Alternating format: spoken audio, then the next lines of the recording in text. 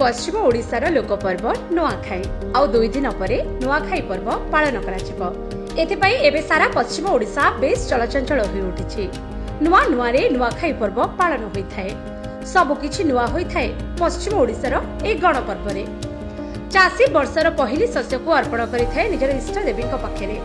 केवल जे नुआ धान नुहे, लुगा पटाठू आरंभ करी अनेक घरकरणा जिनिस भी नुआ भाबे व्यवहार होइथाय।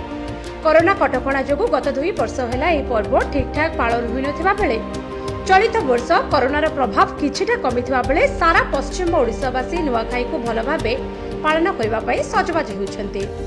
आ एथि पई प्रस्तुति भी चूड़ांत पर्याय रे सारा पश्चिम ओडिशा रे आनंद उल्लासर सहित प्रतिटी परिवार पालन करिथांती ए नुआखाई पर्व। कृषि प्रधान ए अंचल रे चासी चाष कार्य मुकुळेबा परे वर्षर उत्पादित पहिली शस्य को निजर इष्टदेवी पाखरे अर्पण करिथाए। एथिपाई हुए केते सजबाज, घर सफा सुतुरा सहित लिपापोछा हुए।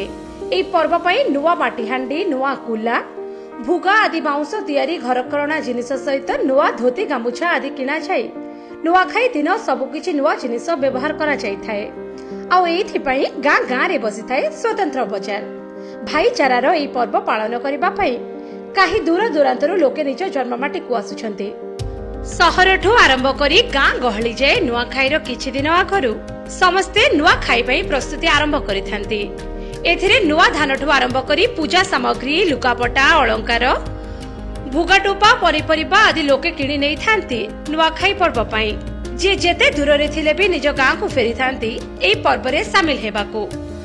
वर्षकू थरे निज परिवार रे मिसी एका संगे नुआ खाइबार मजा नियारा।